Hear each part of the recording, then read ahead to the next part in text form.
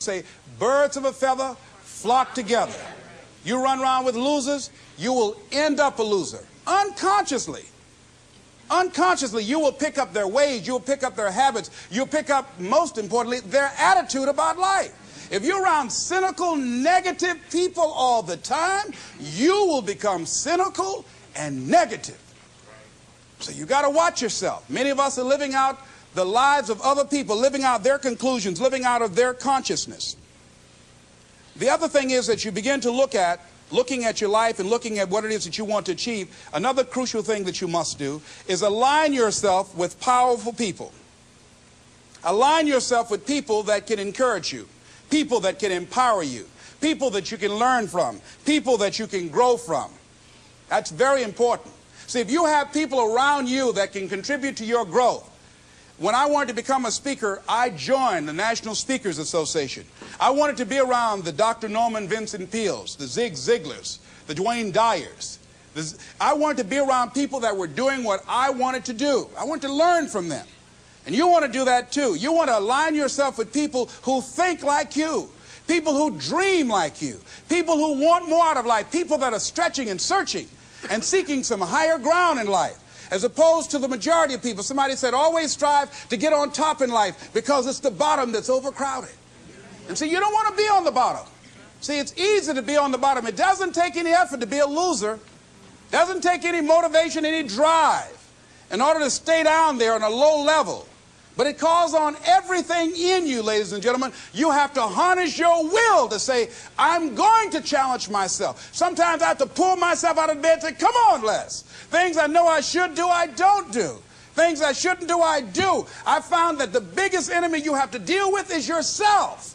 There's an old African proverb that says, if there's no enemy within, the enemy outside can do us no harm. So think about that.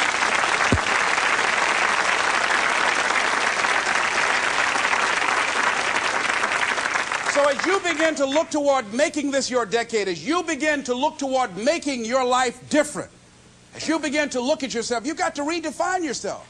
Who are you right now? And who must you become in order to create what you want? What has to change about you? What is it that you're doing right now that would be a liability for you? As you begin to look toward the future and take inventory of yourself, what is it about you right now that you've got to leave this behind because this no longer fits? Looking at where you want to go and the kind of person that you must become, the kind of standards that you have for you. What is it that you must do differently? Repeat out to me, please. If you want to keep on getting what you're getting, keep on doing what you're doing. See, that doesn't take an Einstein for that one. All right?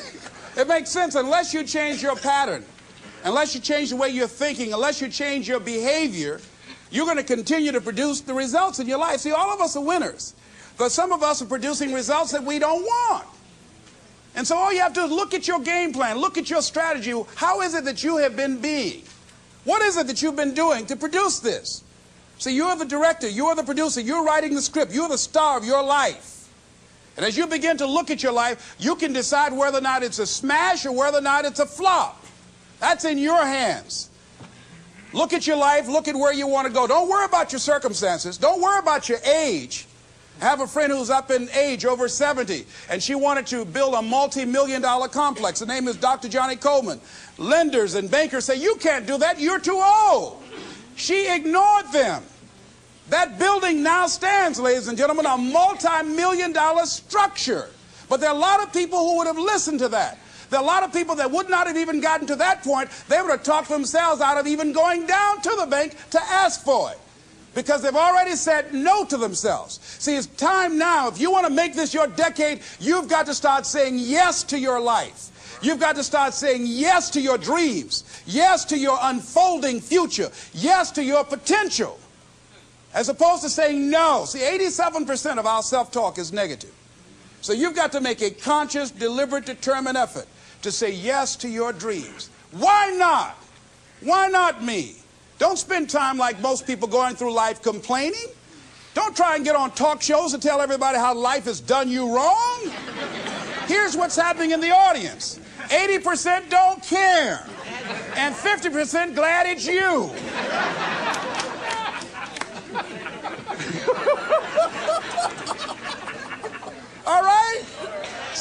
So when you know that, you don't go around crying, oh, you know what they did to me? Who cares? Get away from me before they come back.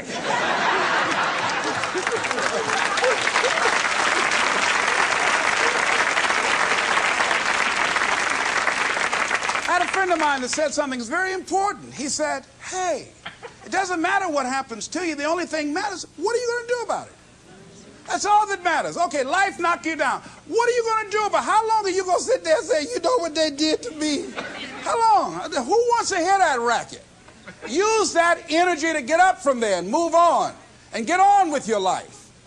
You got to learn to let the past go so you can grow. Many people never act on their dreams because they allow their past experiences to determine what their possibilities are.